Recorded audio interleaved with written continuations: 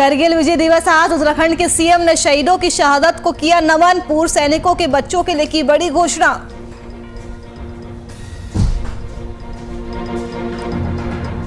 Police कर्मियों के grade pay का मामला उत्तराखंड में तूल पकड़ता जा रहा है मामला। सीएम धामी ने पुलिस कर्मियों से संयम बरतने की अपील।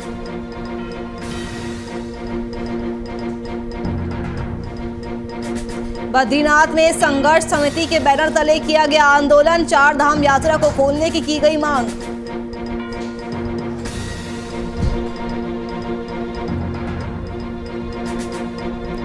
उत्तराखंड में 5 दिन तक लगातार भारी बारिश से राज्य की 194 सड़कें बंद। सड़कों को खोलने का लगातार प्रयास जारी।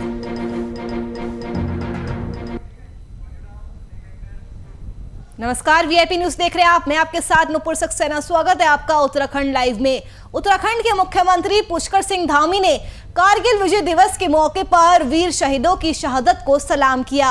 देहरादून में आयोजित कार्यक्रम में उन्होंने शहीदों को श्रद्धांजलि भी अर्पित की। इस दौरान मुख्यमंत्री पुष्कर सिंह धामी ने कहा कि कारगिल विजय दिवस भारतीय सेना के अदम्य साहस और वीरता का परिचायक है।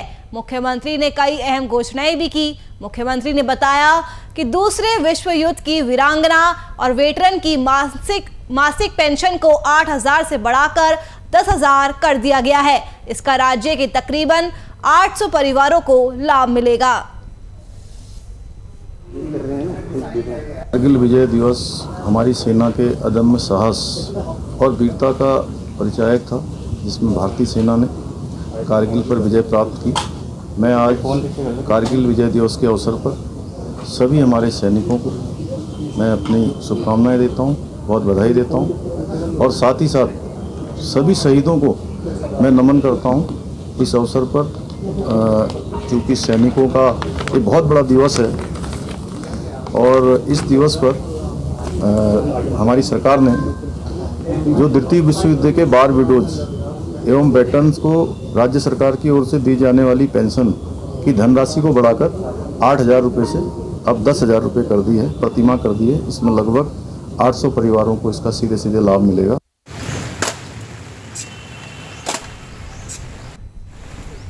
तो कारगिल विजय दिवस के मौके पर गांधी पार्क में आयोजित समारोह में शहीदों को श्रद्धांजलि देने के बाद सीएम पुष्कर सिंह धामी ने कहा कि एनडीए सीडीएस या समकक्ष लिखित परीक्षा पास करने वाले पूर्व सैनिकों के बच्चों को एसएसबी इंटरव्यू की तैयारी के लिए 50,000 रुपये की आर्थिक मदद भी दी जाएगी।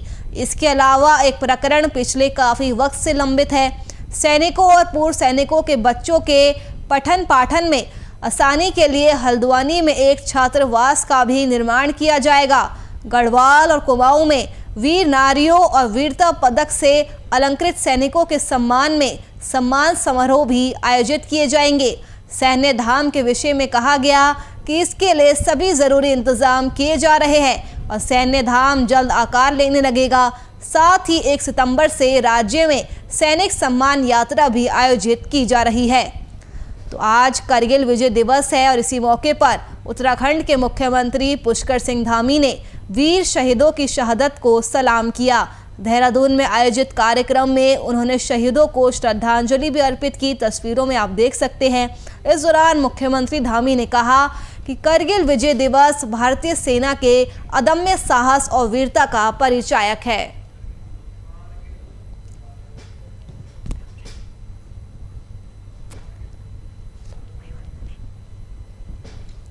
इस मौके पर मुख्यमंत्री पुष्कर सिंह धामी ने कई अहम घोषणाएं भी की।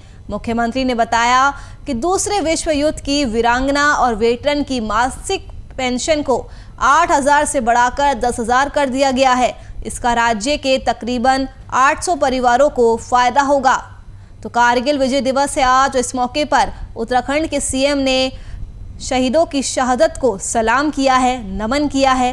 पूर्व सैनिकों के बच्चों के लिए बड़ी घोषणा की है। आपको बता दें कि उनके मासिक पेंशन को 8,000 से बढ़ाकर 10,000 रुपये कर दिया गया है और सीएम ने यह भी बताया कि इस घोषणा से राज्य के तकरीबन 800 परिवारों को फायदा मिलेगा।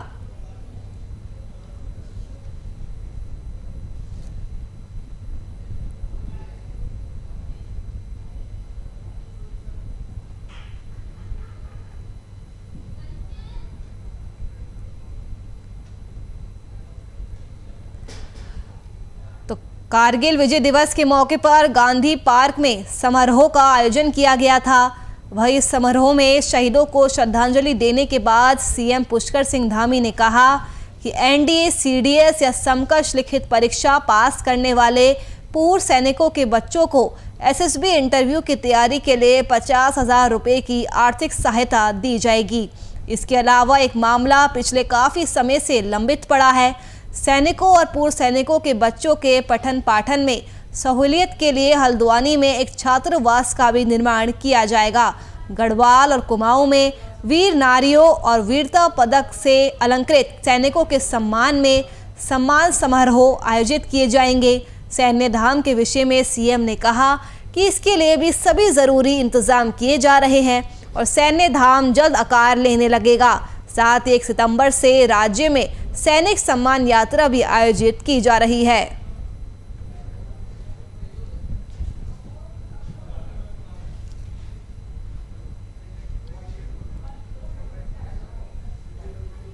उत्तराखंड में इन दिनों पुलिस ग्रेड पे का मामला जमकर तूल पकड़ रहा है। रविवार को पुलिस कर्मियों के परिजनों ने गांधी पार्क में आंदोलन किया, जिसको कई संगठनों का समर्थन भी मिला। ऐसे में मुख्यमंत्री पुष्कर सिंह धामी ने प्रदेश के तमाम पुलिस कर्मियों से अपील करते हुए साफ तौर पर कहा कि उनकी सरकार पुलिस कर्मियों के साथ खड़ी है। वे हमारे भाई हैं, उनको हमारी कोशिशों को देखना चाहिए। सीएम के अनुसार पहली ही कैबिनेट के दौरान हमने मंत्रिमंडल की उप समिति बनाने का फैसला लिया था। सीएम ने कहा कि उप समिति की बैठकें हो चुकी है और वे जल्द ही अपनी रिपोर्ट मुख्यमंत्री को सौंप देंगे, जिसके बाद जल्द से जल्द पुलिस कर्मियों के हित में फैसला लिया जाएगा। तब तक पुलिस कर्मियों को संयम बरतना चाहिए। देखिए, ग्रेड पे का जो प्रकरण है उस पर जब से मैंने मुख्यमंत्री पद की शपथ ली है, सबसे पहले कोई मामला हम लोगों ने बिना किसी कहे, पुलिस के जो हमारे जवान हैं उनके बिना किसी कहे, क्योंकि शपथ लेने के सीधे जो हमारी पहली कैबिनेट हुई थी 2 घंटे के अंदर, उस कैबिनेट में हमने उसकी मंत्रिमंडल की उप समिति बनाई है और उप समिति जो है उस पर काम कर रही है। बहुत जल्दी जो है वो रिपोर्ट देगी। हम लोग उस पर रास्ता निकालने के लिए स्वयं आगे आए हैं। तो मैं समझता हूँ कि पुलिस के जवान भी हमारे भाई हैं, उनको भी हमारी भावना को समझना चाहिए।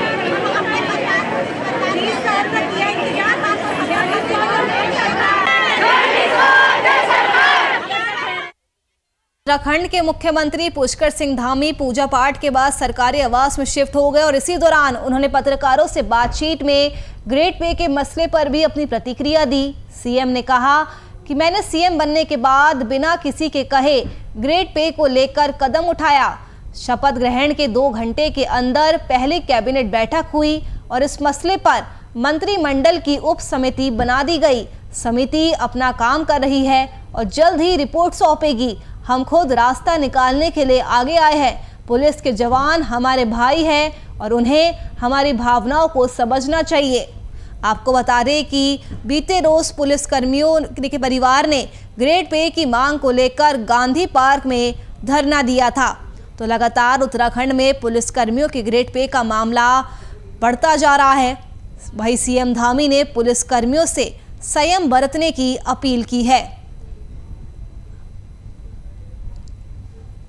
तो उत्तराखंड में इन दिनों पुलिस ग्रेड पे का मामला शांत होने का नाम नहीं ले रहा है। रविवार को ही पुलिस कर्मियों के परिजनों ने गांधी पार्क में प्रदर्शन किया था, जिसके कई संगठनों का भी समर्थन मिला था। ऐसे में मुख्यमंत्री पुष्कर सिंह धामी ने प्रदेश के तमाम पुलिस कर्मियों से अपील की है और साफ तौर पर कहा है कि उनकी सरकार पुलिस कर्मियों के साथ खड़ी है।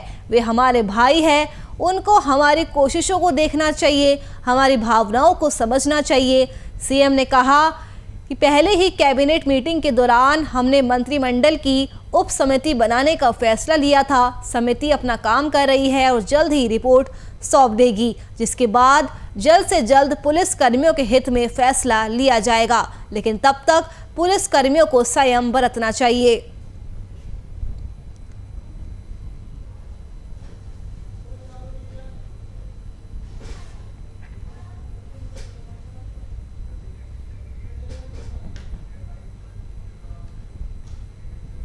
इंदिरा हृदय के निधन के बाद उत्तराखंड में नेता प्रतिपक्ष का पद खाली चल रहा था, जिसके बाद सोमवार को विधानसभा में प्रीतम सिंह ने नेता प्रतिपक्ष का पदभार ग्रहण कर लिया है। नेता प्रतिपक्ष बनने के बाद प्रीतम सिंह ने कहा कि आगामी सत्र में सरकार को घेरने का पूरा रोड मैप तैयार किया जाएगा, जिससे कर्मचारियों की मांगों को भी बल मिल सकेगा। आगामी चुनाव कांग्रेस संयुक्त रूप से लड़ेगी। उन्होंने नेता प्रतिपक्ष बनने के बाद उपनेता प्रतिपक्ष करण महारा को भी साथ लेते हुए कहा कि करण महारा को नेता प्रतिपक्ष बनना चाहिए था, लेकिन पार्टी हाईकमान ने उन्हें नेता प्रतिपक्ष बनाया है, जिसकी जिम्मेदारी वो अच्छे से निभाएंगे। इसके साथ ही प्रीतम सिंह ने कहा कि मीडिया में लगातार सीएम के चेहरे को लेकर कांग्रेस से सवाल हो रहे हैं। ऐसे में प्रीतम सिंह ने भी इशारों में सीएम बनने की दावेदारी पेश कर डाली। जिम्मेदारी दी है, मेरा दायित्व बनता है, कर्तव्य बनता है कि जो जिम्मेदारी मुझे मिली है उसका मैं पूरी ईमानदारी के साथ, पूरी निष्ठा के साथ निर्वहन करूं। और अध्यक्ष के रूप में जिस तरीके से उत्तराखंड कांग्रेस के एक साथी ने जो प्यार स्नेह और सहयोग दिया, उसके लिए तमाम कांग्रेस के साथियों का आभार व्यक्त करना चाहता हूँ, बहुत बहुत धन्यवाद देना चाहता हूँ। और कांग्रेस के अपने साथियों को ये विश्वास भी दिलाना चाहता हूँ, नेता प्रतिपक्ष के रूप में भी मुझे उनके सहयोग की आवश्यकता है और मैं निरंतर कांग्रेस के अपने साथियों के साथ बना रहूँगा, ये विश्वास और भरोसा। तो उत्तराखंड को आखिरकार 1.5 महीने बाद नेता प्रतिपक्ष के रूप में प्रीतम सिंह मिल गए। समर्थकों की मौजूदगी में कांग्रेस पार्टी के पूर्व अध्यक्ष प्रीतम सिंह ने सोमवार को विधानसभा में कार्यभार ग्रहण किया। प्रीतम सिंह ने कहा कि आगामी विधानसभा चुनाव 2022 में कांग्रेस पार्टी पुनः वापसी करते हुए उत्तराखंड में सरकार बनाएगी। अपनी प्राथमिकताएं गिनाते हुए प्रीतम सिंह ने कहा कि प्रदेश में इस बार कांग्रेस सरकार बनाकर पारदर्शिता से कार्य करेगी। नेतृत्व परिवर्तन की वजह से पार्टी में मनमुटाव, गुटबाजी की बातें को भी प्रीतम सिंह ने आज खारिज किया और कहा कि कांग्रेस में सब कुछ ऑल इज वेल है। रही बात मेरी तो मैं कभी नाराज नहीं होता। प्रीतम ने आज फिर दोहराया कि विधानसभा चुनाव सामूहिक नेतृत्व में ही लड़े जाएंगे। चुनाव के बाद ही हाईकमान और विधायक दल आगे फैसला लेंगे।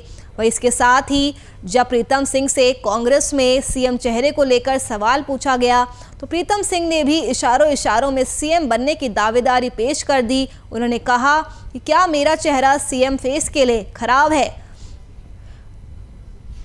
वही कार्यभार ग्रहण करने के बाद प्रीतम सिंह अपने विधानसभा क्षेत्र का दौरा करेंगे।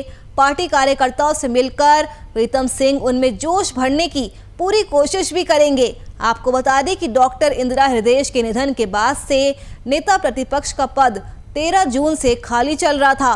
पार्टी हाईकमान के ग्रीन सिग्नल के बाद प्रीतम सिंह को उत्तराखंड में नेता प्रतिपक्ष की कमान सौंपी गई है। वे उत्तराखंड में प्रदेश में नेतृत्व परिवर्तन के साथ ही कांग्रेस इलेक्शन मोड में है। 27 जुलाई को नए प्रदेश अध्यक्ष गणेश गोदियाल को विधिवत पदभार ग्रहण कराने के 24 घंटे के भीतर चुनावी रणनीति का भी ऐलान कर दिया जाएगा। तो उत्तराखंड में अगले साल की शुरुआत में विधानसभा चुनाव है और उसी को लेकर तमाम राजनीतिक पार्टियां एक्शन मोड में नजर आ रही हैं। आपको बता दें कि हाल ही में कांग्रेस ने अपनी नई सेना का ऐलान किया है। कांग्रेस ने उत्तराखंड राज्य में 1 प्रदेश अध्यक्ष और 4 कार्यकारी अध्यक्ष बनाए हैं। इसके अलावा नेता प्रतिपक्ष प्रीतम सिंह को बनाया गया है। तो वही आज यानी सोमवार को विधानसभा में प्रीतम सिंह ने नेता प्रतिपक्ष का पदभार विधिवत तरीके से ग्रहण कर लिया है।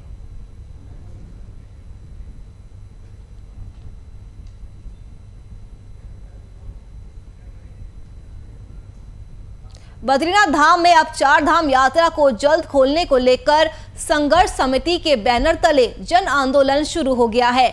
बद्रीनाथ धाम व्यापार मंडल, नवयुवक मंगल दल और बद्रीनाथ धाम के स्थानीय लोगों ने मिलकर बद्रीपुरी में साकेत तिराहे से लेकर नगर पंचायत की सड़क तक रैली निकाली और जमकर प्रदर्शन भी किया। साथ ही राज्य सरकार से 4 धाम यात्रा शुरू करने की मांग भी की जा रही है।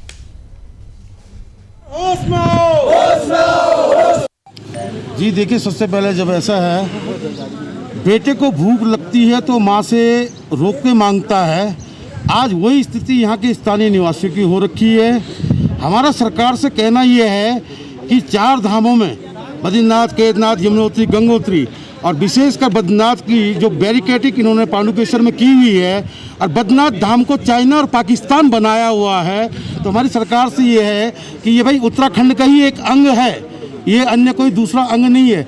जो उत्तराखंड के अंदर कोविड की गाइडलाइंस लागू हो रही है और जिस तरह से शहर और बाजार खुल रहे हैं उस तरह से बद्रीनाथ धाम में भी खोला जाए। रहा तक जहाँ तक देवस्थान बोर्ड का सवाल और मंदिर का बंद होने का सवाल, तो ये कोर्ट में चल रहा है। हम कोर्ट की जो है आज्ञा का अवहेलना न करते हुए, कोर्ट का आदर करते हुए, कोर्ट की जो भी कार्रवाई होगी या जो भी फैसला आएगा वो हमको मान्य है, मगर शहर और नगर को खोल दे। यहाँ की स्थानीय लोगों की स्थिति बहुत दयनीय हो गई है। सबसे पहले तो मैं भगवान बद्री विशाल की भूमि से सभी देशवासियों को नमन करता हूं और मैं अपनी बात को ये रखना चाहता हूं कि जैसे कि भारत सरकार की जो गाइडलाइन आई हैं, उत्तराखंड सरकार की जो गाइडलाइन आई थी, उसके अनुसार 1 महीने पहले से लगभग पूरे उत्तराखंड में, पूरे भारत में सारी यात्राएं खोल दी गई हैं। मसूरी, नैनीताल, औली, अन्य पर्यटक स्थल, वैली ऑफ फ्लावर्स भी खुल चुके हैं। सिर्फ भेदभाव सिर्फ बद्रीनाथ के स्थानीय निवासियों के लिए हो रहा है, ये बात तो बिल्कुल सही नहीं है। हमारे साथ हमारे व्यापार मंडल हैं, यहाँ पे स्थानीय निवासी बामड़ी बद्रीनाथ हैं, पूरा टैक्सी यूनियन है और व्यापारी बंधु हैं, माणा गांव है, पंडा पंचायत हैं, पुरोहित समाज हैं, डिमरी समाज हैं। सब लोगों की ऐसी दयनीय स्थिति हो चुकी है कि सब लोग अब रोड पे आ चुके हैं। 2 साल से कोविड के कारण पूरी यात्रा ठप है। धाम यात्रा शुरू करो। तो 4 धाम यात्रा खोलने की मांग को लेकर संघर्ष समिति के नेतृत्व में व्यापार सभा, नवयुवक मंगल दल और स्थानीय लोगों ने बद्रीनाथ में रैली निकालकर प्रदर्शन किया।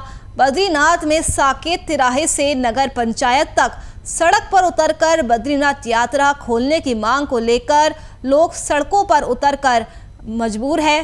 प्रदर्शन में शामिल लोगों ने सरकार से बिजली, पानी के बिल और जीएसटी माफ करने की भी मांग की। प्रदर्शनकारियों का यह कहना है कि जब सरकार ने सभी पर्यटक स्थल पर्यटकों के लिए खोल दिए हैं तो सिर्फ 4 धाम पर रोक आखिरकार क्यों है। प्रदर्शनकारियों ने आगे कहा कि माननीय हाईकोर्ट के आदेशों का सम्मान करते हैं। अगर बद्रीनाथ मंदिर को कोर्ट द्वारा अभी खोलने के लिए रोक लगाई गई है तो मंदिर को छोड़ बद्रीनाथ धाम में आसपास के तीर्थ स्थल, पर्यटक स्थलों तक श्रद्धालुओं को पहुंचाने दिया जाए।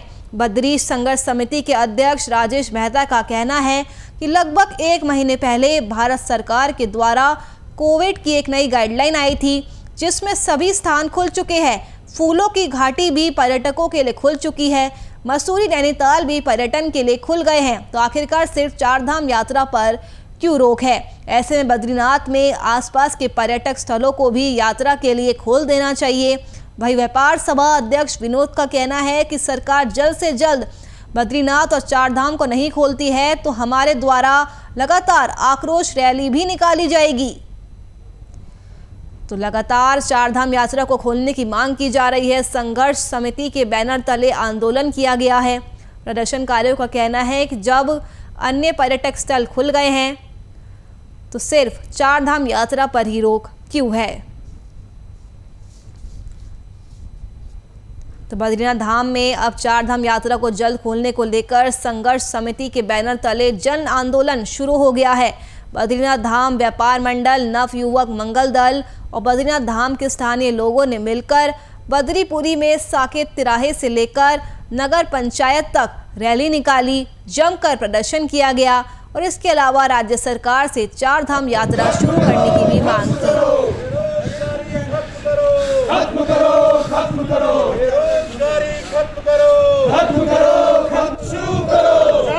यात्रा शुरू करो। उत्तराखंड सरकार होश में आओ। उत्तराखंड सरकार होश में आओ। खत्म करो।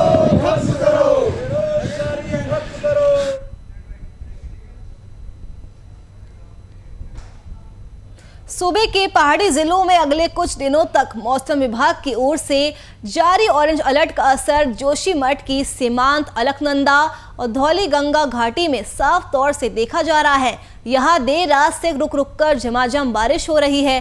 पूरा जोशीमठ का क्षेत्र सफेद कोहरे की चादर ओढ़े हुआ है। पहाड़ में जहां आज भगवान शिव को समर्पित सावन मास का दूसरा सोमवार भी बारिश के नाम रहा, वहीं लोगों ने बारिश में आकर भगवान शिव का जल अभिषेक भी किया।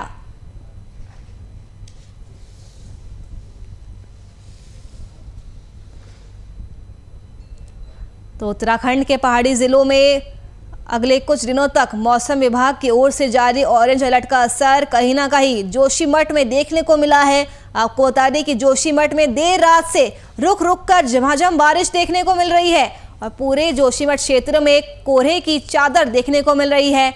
वहीं आज पहाड़ में भगवान शिव को समर्पित सावन मास के सोमवार भी बारिश के नाम रहा, वही लोगों ने बारिश में आकर भगवान शिव का जल अभिषेक किया। तस्वीरों में आप देख सकते हैं कि शिव मंदिर में भक्तों का तांता लगा हुआ है। वह भक्त भारी संख्या में आज भगवान शिव का जल अभिषेक करने के लिए पहुंचे। तो मौसम पर कहीं ना कहीं आस्था भारी नजर आ रही है। भारी बारिश के बीच भी लोगों ने भगवान शिव का जल अभिषेक किया।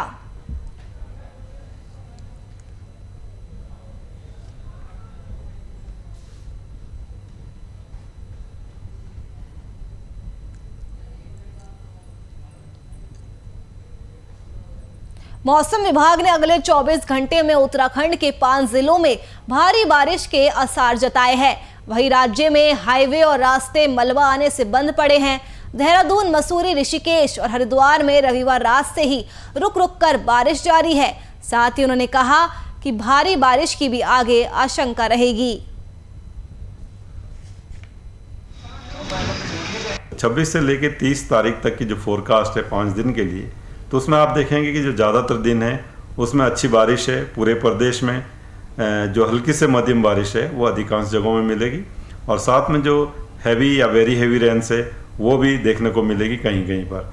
तो उसमें अगर डिस्ट्रिक्ट्स की बात करें विशेषकर, तो उसमें नैनीताल है, चंपावत है, पिथौरागढ़, बागेश्वर डिस्ट्रिक्ट जो कुमाऊं रीजन के हैं, उनमें आपको ऐसी स्थिति देखने को मिलेगी जहाँ पर कि कहीं कहीं पर भारी बारिश है या बहुत भारी बारिश उनमें देखने को मिलेगी। साथ ही गढ़वाल रीजन की भी बात करें तो उसमें उत्तरकाशी है, टेहरी है या देहरादून है, पौड़ी है, तो ये डिस्ट्रिक्ट्स ऐसे रहेंगे जिसमें हैवी रेन या वेरी हैवी रेन इक्का दुक्का जगहों में वो मिलती रहेगी इस दौरान जो 4 से 5 दिन।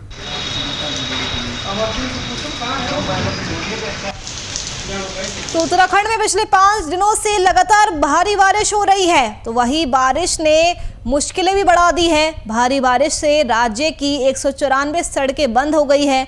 अलग अलग जिलों में सड़कें बंद पड़ी हुई है, जिन्हें खोलने का प्रयास लगातार किया जा रहा है।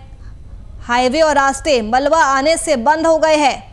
रविवार को राज्य में 288 सड़कें बंद पड़ी थी। सड़कों को खोलने का लगातार प्रयास जारी है। वहीं दिन भर प्रयास के बाद रविवार को सिर्फ 94 सड़कों को ही खोला जा सका। वहीं मौसम विभाग का अनुमान है कि 26 से 30 जुलाई के बीच अच्छी बारिश होगी। कई जिलों में ज़्यादा बारिश भी हो सकती है।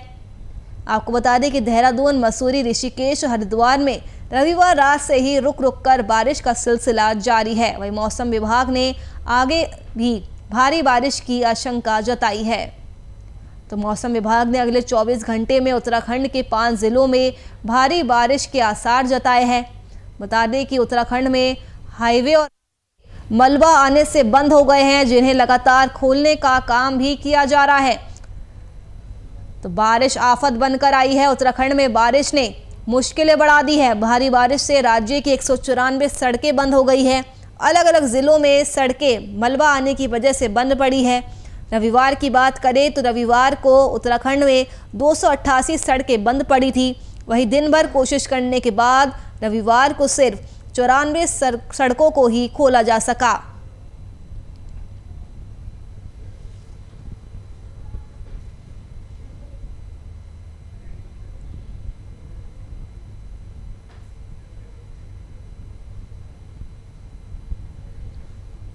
आज सावन का पहला सोमवार है। सभी शिव भक्त महादेव पर जल चढ़ाने के लिए सुबह से ही शिवालयों में पहुंचे।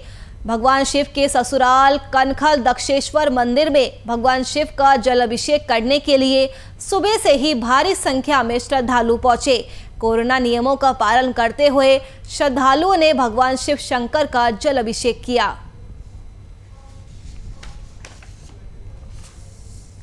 तस्वीरों में आप देख सकते हैं कि भक्तों में कितना ज़्यादा उत्साह देखने को मिल रहा है। भगवान शिव के ससुराल कनखल दक्षेश्वर मंदिर में भगवान शिव का जल अभिषेक करने के लिए सुबह से ही भारी संख्या में श्रद्धालु पहुंचे। तस्वीरों आप देख सकते हैं कि कोरोना गाइडलाइंस का पालन करते हुए श्रद्धालुओं ने भगवान शिव शंकर का जल अभिषेक किया। बता दें कि आज सावन का पहला सोमवार है। शिव भक्तों में काफ़ी ज़्यादा उत्साह देखने को मिल रहा है। तस्वीरों में आप देख सकते हैं कि वहाँ पर किस तरह से भक्तों में काफ़ी ज़्यादा उत्साह देखने को मिल रहा है सावन का, क्योंकि आज पहला सोमवार रहा। भक्तों ने भगवान शिव का जल अभिषेक किया। इस दौरान शिवालयों में भक्तों का तांता नजर आया। जल अभिषेक करने के लिए भक्तों में काफ़ी ज़्यादा जोश और उत्साह देखा गया। सुबह से ही भारी संख्या में श्रद्धालु भगवान शिव का जल अभिषेक करने के लिए मंदिर पहुँचे। कोरोना गाइडलाइंस का पालन कराने का प्रशासन ने भी भरपूर प्रयास किया। तो सावन का पहला सोमवार है आज। सभी शिव भक्त महादेव पर जल चढ़ाने के लिए सुबह से ही मंदिरों में पहुंच रहे थे। भगवान शिव के ससुराल कनखल दक्षेश्वर मंदिर में भगवान शिव का जल अभिषेक करने के लिए सुबह से ही भारी संख्या में श्रद्धालु पहुंच रहे थे।